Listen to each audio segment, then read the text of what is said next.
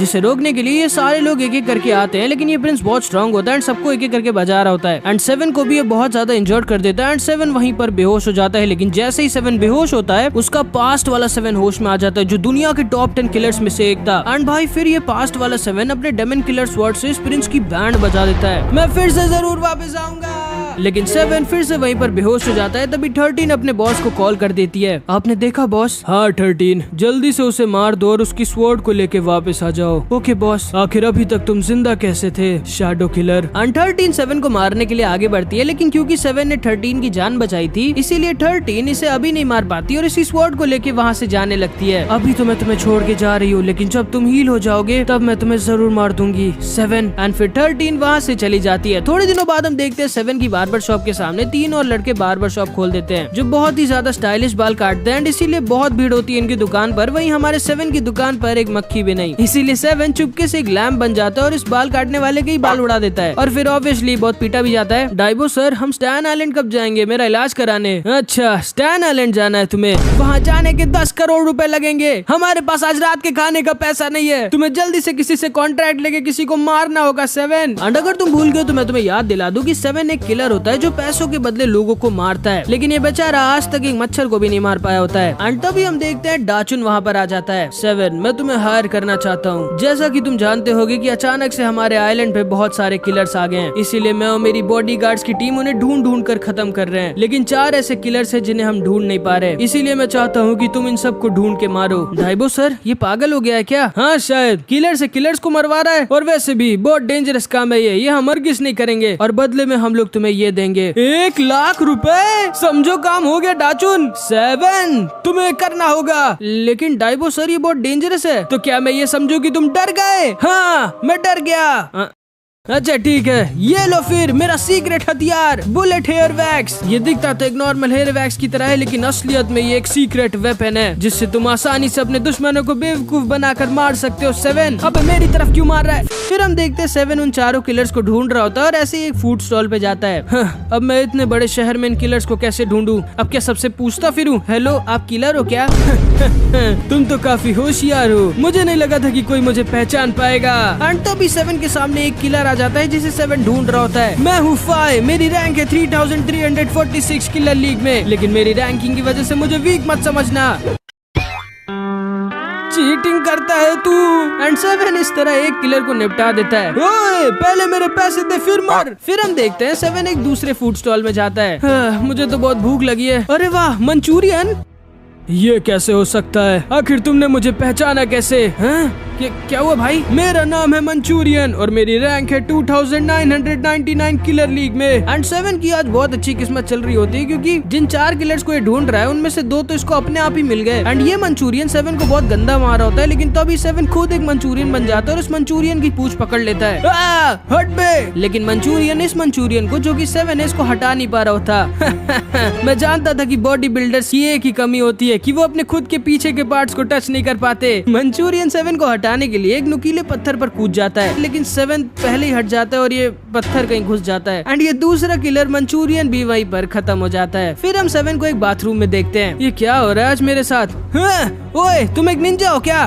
तुम्हें कैसे पता कि मैं एक निंजा हूँ? क्योंकि तुमने एक निंजा की कॉस्ट्यूम पहनी, और क्या डॉक्टर तो होगे नहीं तुम? अरे हाँ, ये तो मैंने सोचा ही नहीं। कोई बात नहीं, मेरा नाम है नीना और मेरी रैंक है 1101 किलर लीग में। एंड नीना इसके ऊपर अटैक कर देता है, लेकिन 7 इसको भी आसानी से संभाल लेता है। यकीन नहीं हो रहा, मैंने 3 लोगों को निपटा दिया आज, खाली एक और बचा, वो कहाँ मिलेगा मुझे? लेकिन तभी 7 देखता है कोला को एक आदमी परेशान कर रहा होता है। ओए लड़की, इस आइलैंड में सबसे ज्यादा स्ट्रॉन्ग कौन है? वो तुम्हारे पीछे ही खड़ा है ढक्कन। एंड तभी 7 इसके ऊपर पीछे से अटैक कर देता है। तुम्हें शर्म नहीं आ रही? तुम एक बच्ची को परेशान कर रहे हो। तू होगा बच्ची? मैं तो बस इस बच्ची से ये पूछ रहा था कि इस आइलैंड में सबसे ज्यादा स्ट्रॉन्ग कौन है, ताकि मैं उसे मार के अपनी किलर लीग की रैंक को बढ़ा सकूं। और क्योंकि तुम सबसे ज्यादा स्ट्रॉन्ग हो, इसीलिए तुम्हें अब मेरे हाथों मरना होगा। कोला, जाओ यहाँ से। एंड फिर ये दोनों तैयार हो जाते हैं लड़ने के लिए। एंड असल में इसके पास ये जो स्वॉर्ड होती है वो एक्चुअली में गन होती है, जिससे 7 को बेवकूफ बना के इसे गोली मार देता है। लेकिन आज तो 7 की किस्मत कुछ ज्यादा ही अच्छी चल रही होती है, तो ये गोली डाइबो के हेयर वैक्स की वजह से रुक जाती है। एंड 7 उसे अपनी कैची में पकड़ लेता है और ज्यादा कूल दिखने के लिए। तुम्हें सच में लगा था कि तुम अपनी चीप ट्रिक से मेरे से जीत जाओगे? ये क्या, इस लड़की ने मेरी गोली को अपनी सीजर से पकड़ लिया? ये तो सच में काफी स्ट्रॉन्ग है। ये चलो मेरा अटैक। एंड 7 इसके ऊपर अपनी सीजर से अटैक कर देता है। मैं चीटिंग करता हूँ क्योंकि मैं कभी भी किसी को अपनी स्वॉर्ड से हरा नहीं पाता था, लेकिन मैं एक समुराई हूँ, इसीलिए तुम्हारी ये सीजर मेरा कुछ नहीं कर सकती। एंड इचिरो 7 की सीजर को अपनी स्वॉर्ड से रोकने की कोशिश करता है, लेकिन रोक नहीं पाता क्योंकि 7 अपनी सीजर को स्प्लिट करके इसके ऊपर उड़ा देता है। एंड ये सीजर तो असल में सिर्फ एक डाइवर्जन था। एंड तभी 7 एक जोर का पंच इचिरो को मार देता है एंड इचिरो वहीं पर गिर जाता है। यकीन नहीं होता, तुम तो सच में मुझसे भी ज्यादा स्ट्रॉन्ग हो। तुम जरूर से टॉप 10 किलर्स में से एक होगे। नहीं, मेरी रैंक तुमसे बहुत ज्यादा नीचे है, 17,639। लेकिन बस ये है कि मुझे मेरे हथियार को अच्छे से चलाना आता है, इसीलिए चीटिंग करना छोड़ो, अपनी स्वॉर्ड से ट्रेनिंग करके असलियत में स्ट्रॉन्ग बनो, तब जाके तुम्हारी रैंक बढ़ेगी और तब जाके तुम स्ट्रॉन्ग होगे। यकीन नहीं होता, इस लड़के ने तो मेरी आंखें खोल दी। ओए, कौन हो तुम? मैं हूँ 7, इस आइलैंड का बेस्ट बार्बर। यकीन नहीं होता, मैं एक बार्बर से हार गया, लेकिन फिर भी मुझे अच्छा लग रहा है। फिर हम देखते हैं 7 डाचुन से पैसे मांगने जाता है, जो इसे कहता है कि मेरे पास अभी पैसे नहीं है, मैं 5 साल बाद तुम्हें पैसे दूंगा। एंड ये दोनों के दोनों इसको गुस्से से पकड़ लेते हैं। ओए बार्बर, तुमने जो मेरे बालों के साथ किया था उसकी सजा तुम्हें अभी और मिलेगी। लेकिन तभी 13 फिर से पीछे से इसके बाल काट देती है। मुझे साइलेंट में रहना ही नहीं है, सब के सब मेरे बालों के पीछे पड़े हैं। एंड जैसा कि तुम्हें याद होगा कि 13 ने 7 से कहा था कि जब वो हील हो जाएगा तब 13 आके इसे मारेगी, इसीलिए यहाँ पर 7 को मारने के लिए आई होती है। एंड ये 7 के ऊपर अटैक कर देती है। 13 का हर एक अटैक बहुत ही ज्यादा जानलेवा होता है एंड लगभग 2 घंटे तक ये बच कर बस भागता ही रहता है, लेकिन ये एक भी अटैक 13 के ऊपर नहीं करता। लेकिन आखिरी में 13 इसको किसी तरह पकड़ लेती है। अच्छा मेरी बात तो सुनो। लेकिन तभी 7 देखता है 13 के ऊपर कोई लड़की पीछे से अटैक करने वाली होती है, जिससे 7 किसी तरह 13 को बचा लेता है और 13 की चोटी वाले चाकू से इस लड़की के ऊपर अटैक कर देता है। शिट, 13 ने मुझे देख लिया। एंड असल में ये लड़की 13 की बहन होती है, जो फिर वहाँ से भाग जाती है। तुमने फिर से मेरी जान बचा ली 7, तुमने मेरे ऊपर फिर से अपना एहसान लाद दिया। नहीं, उसकी कोई बात नहीं है, वैसे भी तुमने जो मुझे सीजर दिए कमाल की है। अच्छा हाँ, वैसे अगर तुम सच में मेरा एहसान चुकाना चाहती हो तो तुम मेरे साथ बीच में एक डेट पे चल सकती हो। अरे कहाँ गई? एंड तभी 13 7 को एक लिस्ट देती है। मुझे मिशन मिला था इन सारे लोगों को मारने का, एंड इस लिस्ट में डाइबो, टकला, डाचुन, मियाओ, टाउन की मेयर सबका नाम था। लेकिन क्यों? आखिर इन सबको मारने का कॉन्ट्रैक्ट तुम्हें दिया किसने? किसी ने नहीं। मेरी कंट्री जुवावू ऐसे ही छोटे मोटे आइलैंड्स पे कब्जा करती है। हम किलर्स को मिशन मिलता है किसी आइलैंड के सबसे ज्यादा स्ट्रॉन्ग लोगों को मारने का, और जब वो सारे स्ट्रॉन्ग लोग मर जाते हैं तब हम लोग आसानी से उनके आइलैंड पर कब्जा कर लेते हैं। इसीलिए इस आइलैंड के सबसे ज्यादा स्ट्रॉन्ग लोगों को मारने का मिशन मुझे मिला था, लेकिन क्योंकि मैं फेल हो गई इसीलिए अब बहुत सारे किलर्स इस आइलैंड पे तुम सबको मारने के लिए आएंगे। अगर तुम्हें तुम्हारी जान प्यारी है 7 तो भाग जाओ यहाँ से। अच्छा वैसे तुम्हारे पास कोई ड्रेस तो है ना हमारी डेट के लिए? ये लड़का सच में पागल है। एंड तभी 13 वहाँ से निकल जाती है। फिर हम देखते हैं इचिरो 7 के बार्बर शॉप में आता है। अरे तुम तो इचिरो? हाँ, मैंने अब किलर का काम छोड़ दिया और एक सुपर मार्केट में काम पकड़ लिया है, और वहीं पे एक लड़की आती है। ओ, तो तुम्हें एक ऐसा हेयर कट चाहिए जिससे वो लड़की तुम पे फ्लैट हो जाए? हाँ, चिंता मत करो, मैं तुम्हारा ऐसा हेयर कट करूंगा कि वो लड़की तुम्हारे प्यार में पागल हो जाएगी। एंड फिर भाई 7 इसका एक ऐसा हेयर कट करता है कि वो लड़की सही में फ्लैट हो जाएगी, लेकिन इसके ऊपर। एंड ये बेचारा दरवाजे तक में फंस जाता है। अगले दिन हम देखते हैं अचानक से टकला के बेस पे एक अजीब सा कुत्ता अटैक कर देता है, जो सारे के सारे टकला के डॉग सोल्जर्स को मार रहा होता है। एंड फिर टकला इसके सामने आ जाता है एंड ये डॉग टकला को बहुत ज्यादा इंजर्ड कर देता है। एंड टकला मरते मरते बचता है और अगले दिन हॉस्पिटल में उठता है। ओ टकला, तुम ठीक तो हो ना? ओ मियाओ, तुम्हें मैंने अब देख लिया इसलिए अब मैं ठीक हूँ। चुप हो जाओ, अभी रोमांस का टाइम नहीं है, अब सब कुछ बताओ हमें। एंड फिर टकला इन सबको बताता है वो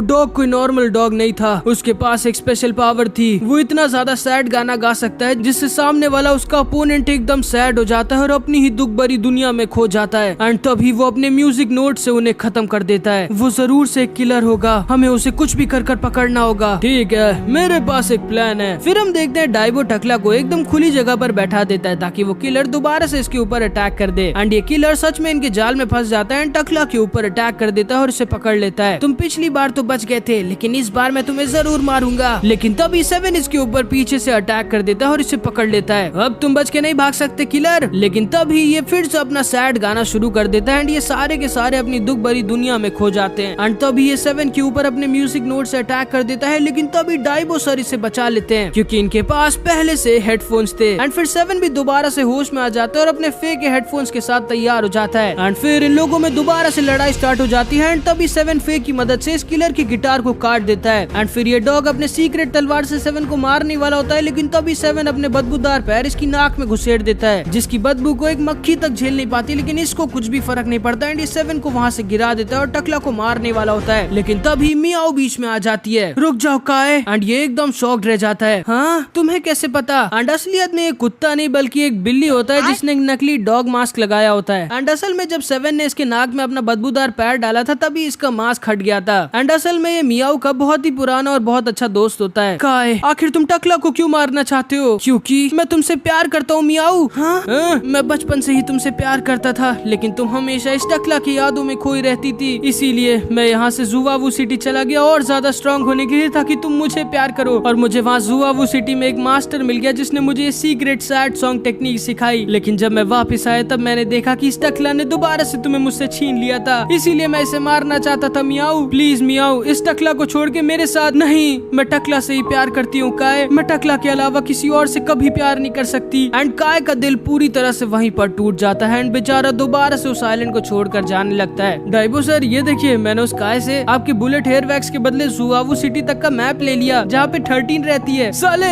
जानते हैं वो वैक्स कितना महंगा था? एंड फिर हम काए को देखते हैं जो दोबारा से अपने बहुत ज्यादा सैड सॉन्ग गा रहा होता है, क्योंकि ये बेचारा सच में मियाओ से बहुत प्यार करता था। एंड फिर ये दुखी दुखी वापस जुवावू सिटी लौट जाता है। एंड फिर इधर हम इस लड़की को देखते हैं जिसको इचिरो बहुत पसंद करता है। एंड क्योंकि इसके पास छाता नहीं होता इसलिए बारिश में भीग रही होती है, लेकिन तभी इचिरो इसके पास अपने बालों का छाता लेके आ जाता है। मैं आपको घर तक छोड़ देता हूँ। ओके। एंड 7 का हेयर स्टाइल सच में काफी काम आ जाता है भाई इसके। फिर अगले दिन हम देखते हैं कोला 7 की शॉप पे आती है। 7, मेरे साथ घूमने चलोगे क्या? नहीं, मैं बिजी हूँ। ओए डाइबो। 7, चुपचाप इसके साथ घूमने जाओ। फिर हम देखते हैं 7 और कोला साथ में घूम रहे होते हैं। ओए कोला, वंडर डॉक्टर ने तुम्हारा कैंसर ठीक कर दिया ना? नहीं। क्या? उन्होंने मुझे कहा है कि मेरा कैंसर वो खत्म नहीं कर सकते, लेकिन उन्होंने मुझे एक ऐसी दवाई दी है जिससे अब मैं थोड़े और हफ्तों तक के लिए जिंदा रह सकती हूँ। लेकिन जब वो दवाई खत्म हो जाएगी तो अगली खरीदने के लिए मेरे पास पैसे नहीं है, तो फिर शायद मुझे और तुम्हें किसी बैंक में डाका डालना पड़ेगा। अब चलो। एंड कोला फिर वहाँ से चली जाती है, लेकिन तभी 7 को एक दूसरा किलर इनविजिबल चार्मिलियन पकड़ लेता है। मैंने तुम्हारा मुंह बंद कर दिया है, जिसकी वजह से अब ना तो तुम सांस ले सकते हो, ना बोल सकते हो, ना खा सकते हो, ना किसी से मदद मांग सकते हो। अब बस तुम चुपचाप मरने का इंतजार कर सकते हो। एंड तभी हम कोला को देखते हो जो बहुत आगे आ गई होती है एंड 7 को फोन मिला देती है। 7, कहाँ भाग गए तुम? लेकिन तभी ये चार्मिलियन बोल देता है, आपने जिस व्यक्ति को कॉल किया है वो अभी सो रहा है। ये कोई सोने का टाइम है, पागल। एंड तभी अचानक से कोला को जंगलों में किसी की आवाज आती है, जो कोई और नहीं बल्कि स्टैन आइलैंड का प्रिंस होता है, जिसकी 7 ने बैंड बजाई थी। लेकिन हार के उड़ने से पहले इसने अपनी मशीन की स्टोरेज डिवाइस को यहाँ पर फेंक दिया था, जिसे वापस लेने आया था। लेकिन तभी कोला इसे टच कर देती है एंड क्योंकि इसके पास पावर होती है कि जिसको भी ये टच करेगी वो इसकी मर्जी के बिना हिल नहीं सकता, तो ये प्रिंस वहीं पर स्टैचू बन जाता है। ओए सुनो, अगर तुम वापस जाना चाहते हो और चाहते हो कि मैं 7 को यहाँ ना बुलाऊं जो यहाँ पर आके तुम्हारी बैंड ना बजाए, तो तुम्हें मुझे अपने साथ स्टैन आइलैंड लेके जाना होगा। नहीं 7। अच्छा ठीक है, चलो। एंड फिर कोला इस प्रिंस के साथ स्टैन आइलैंड जाने लगती है। एंड यहाँ हम इस चार्मिलियन को देखते हैं जिसका एक्सीडेंट तक हो जाता है, लेकिन ये 7 को छोड़ ही नहीं रहा होता। फिर हम देखते हैं कोला फाइनली स्टैन के प्रिंस के साथ स्टैन आइलैंड आ जाती है, जहाँ पर 7 आना चाहता था। एंड भाई ये सच में फ्यूचर का ही आइलैंड होता है, समझ लो। एंड कोला जैसे ही इसकी शिप से उतरती है तभी इसको एक रोबोट स्कैन करता है और इस प्रिंस को पता चल जाता है कि कोला को कैंसर है। एंड ये इसके ऊपर एक्सपेरिमेंट करता है और एकदम शॉक्ड रह जाता है, क्योंकि असलियत में कोला स्टैन आइलैंड की ही थी। 14 साल पहले स्टैन आइलैंड वालों ने 100 बच्चों के ऊपर एक्सपेरिमेंट किया था, जिसमें सारे के सारे बच्चे मारे गए थे सिवाय कोला के। एंड ताकि इसके ऊपर और एक्सपेरिमेंट ना हो, इसीलिए कोला की मम्मी ने कोला को यहाँ से बहुत दूर चिकन आइलैंड भेज दिया था। तुम जो दवाई खा रही हो वो ज्यादा दिन तक तुम्हें जिंदा नहीं रख सकती, लेकिन हम तुम्हें बचा सकते हैं अगर तुम यहाँ स्टैन आइलैंड पर ही रुक के हमें तुम्हारे ऊपर एक्सपेरिमेंट करने दो। लेकिन तभी कोला इसे मना कर देती है और इससे कहती है, नहीं, मेरा चिकन आइलैंड पे मस्ती करते हुए मर जाना यहाँ इस आइलैंड पे रहने से 100 गुना अच्छा है। एंड फिर कोला वापस से चिकन आइलैंड लौट जाती है। उठो पागल 7, चलो कहीं कुछ खाने चलते हैं। एंड फिर ये तीनों के तीनों वहाँ से कुछ खाने के लिए जाने लगते हैं। अच्छा हाँ चार्मिलियन, तुम मेरी नाक बंद करना भूल गए थे, इसीलिए मैं आसानी से सांस ले पा रहा था। अरे हाँ, ये तो मैं भूल ही गया। एंड फिर ये सारे के सारे लोग हंसते हंसते कुछ खाने के लिए निकल जाते हैं। इन जैसे वीक लोगों में बिल्कुल दिमाग नहीं होता, लेकिन कम से कम वो खुश तो है ना। अगले दिन हम देखते हैं 7 की बार्बर शॉप पे एक अजीब सा आदमी आता है हेयर कट करवाने। हो गया सर, जैसा आपने कहा था, 2 कप चाय, 2 कप पानी, 1 बोल नूडल्स और हेयर कट। तुम्हारे हुए 220 रुपए। सॉरी, मेरे पास फूटी कौड़ी भी नहीं है। तो बाल क्यों कटवाया बे? 7, इसकी बैंड बजा दो। रुको, लेकिन मेरे पास ये निंजा टेक्निक्स की किताबें हैं, तुम लोग चाहो तो कोई भी एक ले सकते हो। पागल समझा है क्या तुमने हमें? मैं ये वाली लूंगा। फिर हम देखते हैं पैसों की कमी की वजह से 7 ने फिर से एक मंचूरियन का ठेला लगा लिया होता है। एंड तभी इसे डाइबो सर का कॉल आता है। हाँ डाइबो सर। 7 कहाँ हो तुम? मैंने आपको बताया तो था मुझे थोड़े पैसों की जरूरत है, इसलिए मैंने मंचूरियन का ठेला लगा लिया है। गधे, जल्दी से वापस आओ। कोई यहाँ पर आया है जो तुमसे ही बाल कटवाना चाहता है और बदले में वो हमें 10,000 रुपए देगा। ठीक है, मैं भी आता हूँ। सर 7 बस आने ही वाला है। वैसे आपका नाम क्या है? मेरा नाम है captain Jack. And captain Jack वापस से 7 से मिलने आया होता है। एंड तुम्हें तो ये याद ही होगा, ये बहुत स्ट्रांग होता है, जिसकी पास 7 ने बहुत ही गंदी बैंड बजाई होती है। एंड इधर हम देखते हैं 13 7 की स्वॉर्ड को लेके एक स्वॉर्ड स्मिथ के पास आती है। 13, आज मौसम काफी अच्छा है, तुम चाहो तो मेरे साथ एक डे। हाँ, ये तुम्हें कहाँ से मिली? क्या है ये स्वॉर्ड? ये the strongest warrior of the world saint Duan की है और इस स्वॉर्ड का नाम डेमन किलर स्वॉर्ड है, जिसको रोकना लगभग नामुमकिन है। ये स्वॉर्ड मुझे बेच दो 13, बदले में मैं तुम्हें बहुत पैसे दूंगा। एंड फिर इधर हम देखते हैं 7 जब वापस अपने सैलून में आता है तो देखता है कैप्टन जैक ने डाइबो को उल्टा लटकाया हुआ था। ओए कौन हो तुम? इतना जल्दी भूल गए तुम मुझे? मैं हूँ कैप्टन जैक और आज मैं तुमसे मेरी हार का बदला लूंगा, जिसकी वजह से मैं आज तक चैन से नहीं सो पाया। लेकिन 7 को तो उसका पास्ट याद ही नहीं होता। मैं जान चुका हूँ कि तुम अपनी याददाश्त खो चुके हो, लेकिन मैं ये भी जानता हूँ कि कभी कभी दोबारा से तुम्हारा पास्ट वाला 7 होश में आ जाता है। इसीलिए जल्दी से अपने पास्ट वाले 7 को होश में लाओ, वरना तुम देख सकते हो तुम्हारे डाइबो सर को यहाँ पर मैंने उल्टा लटका के इनके ऊपर तेल डाल दिया है। और अगर तुमने इस मोमबत्ती की आग को इस रस्सी तक पहुंचने से पहले मेरे को नहीं हराया तो तुम्हारे बॉस रोस्टेड चिकन बन जाएंगे। एंड रोस्टेड चिकन का नाम सुनते ही 7 के मुंह में पानी आ जाता है। कैप्टन, हम दोनों ने इस मुर्गे पे हनी और सोया सॉस भी लगा दिया है, अभी और ज्यादा टेस्टी लगेगा। लेकिन तभी 7 अपने सिजर से कैप्टन जैक पर अटैक कर देता है, लेकिन इसका असली निशाना डाइबो सर की रस्सी पर था। लेकिन तभी ये दोनों अपने हार्ट शील्ड से 7 के सिजर के अटैक्स को बार बार रोक दे रहे होते हैं। 7, भले ये दोनों गधे किसी काम के नहीं है, लेकिन इनके हार्ट शील्ड के रहते तुम अपने डाइबो सर को ऐसे तो नहीं बचा सकते। अगर तुम सच में अपने डाइबो सर को बचाना चाहते हो तो तुम्हें मुझसे लड़ना ही होगा। एंड अब 7 समझ जाता है कि उसके पास और कोई ऑप्शन नहीं है। एंड डाइबो के पास भी ज्यादा टाइम नहीं बचा होता, इसीलिए 7 अपनी फुल पावर का यूज करता है एंड अपनी सिजर को बहुत ज्यादा फास्ट घुमाने लगता है। एंड कैप्टन जैक के ऊपर अपनी सिजर से अटैक कर देता है, लेकिन कैप्टन जैक बहुत ज्यादा स्ट्रांग होता है एंड ये आसानी से 7 के सारे अटैक्स को डॉज करके 7 को बहुत ज्यादा इंजर्ड कर देते हैं एंड फिर बहुत ज्यादा मारने लगते हैं। यकीन नहीं होता तुम कितने ज्यादा वीक हो गए हो। तुम तो अपने दोस्त तक को नहीं बचा पा रहे। जब तुमने मुझे हराया था और ये चोट दी थी, तब मुझे जिंदगी में पहली बार डर लगा था। मैं अंदर से टूट गया था और हर दिन ट्रेनिंग करता था ताकि मैं तुम्हें टक्कर दे सकूं। और हर रात तुम मेरे सपने में आकर मुझे मार दिया करते थे। तुमने जो मुझे ये चोट दी है, तुमने जो मेरी बेइज्जती की थी, मैं आज तक उससे नहीं भूल पाया हूँ। एंड तभी 7 फिर से किसी तरह खड़ा हो जाता है। एंड इधर हम देखते हैं डाइबो सर की रस्सी बस जलने वाली होती है। मैंने जो कुछ भी तुम्हारे साथ किया था, तुम उसका बदला लेना चाहते हो ना, तो ठीक है। एंड तभी 7 फिर से अपनी सिजर को कैप्टन जैक की तरफ भेज देता है, लेकिन 7 का निशाना कैप्टन जैक नहीं बल्कि 7 खुद था। एंड 7 अपनी सिजर से कैप्टन जैक की तरह खुद के सीने को भी काट देता है। अब हमारा हिसाब बराबर हुआ जैक, अब डाइबो सर को छोड़ दो। एंड 7 वहीं पर गिर जाता है, लेकिन तभी 7 के सामने 13 आ जाती है, जो चुपचाप इन लोगों की फाइट को देख रही होती है। एंड तभी कैप्टन जैक को 13 के पीछे 7 की डेमन किलर स्वॉर्ड दिख जाती है। अरे ये तो वही स्वॉर्ड है, और अब क्योंकि ये इतना वीक हो गया इसलिए इसकी स्वॉर्ड मुझे दे दो। एंड तभी 7 वहाँ बेहोश हो जाता है एंड कैप्टन जैक 13 के ऊपर अटैक कर देते हैं। लेकिन तुम्हें तो पता ही होगा, जब 7 बेहोश होता है तब होश में आता है हमारा पास्ट वाला 7, जो पलक झपकते ही कैप्टन जैक और 13 के बीच में खड़ा होता है एंड अपनी स्वॉर्ड से कैप्टन जैक के ऊपर अटैक कर देता है। एंड फिर ये दोनों के दोनों आपस में टकरा जाते हैं एंड इस बार 7 कैप्टन जैक के सीने को नहीं बल्कि इसके बाल को उड़ा देता है। मेरे बाल, भागो! एंड कैप्टन जैक वहाँ से डर के मारे भाग जाता है एंड हमारे डाइबो सर बेचारे रोस्ट हो रहे होते हैं। लेकिन फिर ये लोग भी इनको किसी तरह बचा लेते हैं एंड थोड़ी बहुत चोटें लगती है इनको। फिर इधर हम 13 को देखते हैं जो एक पेड़ पर बैठ के सो रही होती है, लेकिन तभी इसके पास 7 फे के साथ उड़कर आ जाता है। क्या चाहिए तुम्हें? 13, तुम्हें शायद याद होगा तुम मेरे साथ बीच जाने के लिए मान गई थी, इसलिए मेरे दिमाग में आया कि हो सकता है तुम्हारे पास कपड़े ना हो, तो मैंने बहुत मंचूरियन बेच के पैसे जमा करके तुम्हारे लिए ये सूट खरीदा था। प्लीज इसे पहन के ही आना। एंड 7 ने 13 के लिए जो सूट खरीदा था उसको देख के 13 बहुत शर्मा जाती है। अगले दिन हम देखते हैं 7 फिर से इस पागल आदमी के बाल काट रहा होता है। सर जैसा आपने कहा था मैंने वैसे ही आपके बाल काट दिए हैं, आपके हुए 100 रुपए। मैंने तुमसे कितनी बार कहा मेरे पास फूटी कौड़ी भी नहीं है, तो फिर रोज रोज बाल कटवाने क्यों आता है बे। एंड तभी इसको एक निंजा स्टार आकर लग जाता है जिसमें एक मैसेज लिखा हुआ था जो कि 7 की प्यारी 13 के नाम से आया था। ये क्या 13 ने मुझे ठीक 7 बजे बीच पे बुलाया है। एंड इस मैसेज को पढ़ के 7 तो बहुत खुश हो जाता है।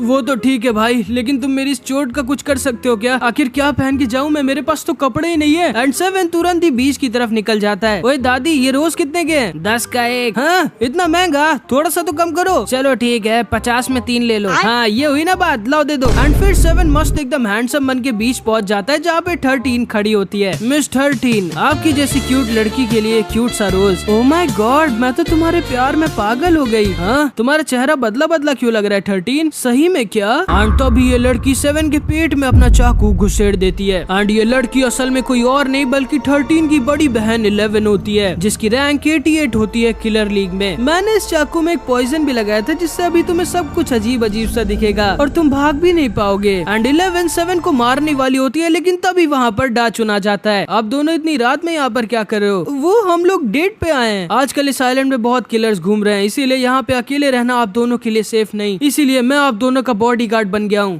कैसा पागल लड़का है ये, शायद मुझे अब इससे भी मारना पड़ेगा। ओए हैंडसम इधर आओ ना, इधर आओ ना हैंडसम। ओ हैंडसम तुम्हें सुनाई नहीं दे रहा क्या? अब मुझे बुला रही थी क्या? लेकिन मैं तो हैंडसम हूँ नहीं। इस लड़के ने मेरा दिमाग खराब कर दिया है। एंड तभी 11 डाचुन के ऊपर अटैक कर देती है। तुम तो एक किलर हो। एंड फिर इन दोनों की फाइट स्टार्ट हो जाती है। 7 के ऊपर अभी भी उस पॉइजन का असर था इसलिए इसे सब कुछ अजीब अजीब दिख रहा था एंड ये चल भी नहीं पा रहा था, तो इसीलिए यहीं पर बैठ के मस्त किताब पढ़ने लग गया। 11 थोड़ी देर बाद समझ जाती है कि वो डाचुन को नहीं हरा सकती, तो वो वहाँ से भागने लगती है। लेकिन तभी इस आइलैंड की मेयर वहाँ पर आ जाती है जो की बहुत ही ज्यादा स्ट्रॉन्ग होती है। मेरे आइलैंड पे आने की तुम्हारी हिम्मत कैसे हुई किलर लड़की? एंड तभी ये मेयर 11 के ऊपर अपना pure lily blast attack use करती है और 11 को इंजर्ड कर देती है एंड ये नीचे आकर गिर जाती है। ये तो हेवन लिली क्लैन का अटैक था, लेकिन ये औरत कैसे इस अटैक को यूज कर सकती है? एंड तभी ये मेयर दोबारा से 11 के ऊपर अपना अटैक यूज करती है, लेकिन तभी 13 बीच में आकर 11 को बचा लेती है। एंड जैसे ही हमारा 7 देखता है कि 13 आ गई, वो तुरंत ही तैयार होने लगता है। तुम दोनों मिलके भी मुझे नहीं हरा सकती, रुक जाइए मेयर जी। एंड तभी 7 मून वॉक करते हुए बाहर आता है और 13 के लिए एक रोमांटिक गाना गाने लगता है। क्या कर रहा है ये? लगता है पागल हो गया है। मिस 13 तुम्हारी जैसी क्यूट लड़की के लिए क्यूट सा रोज, वो भी एक नहीं 2-2।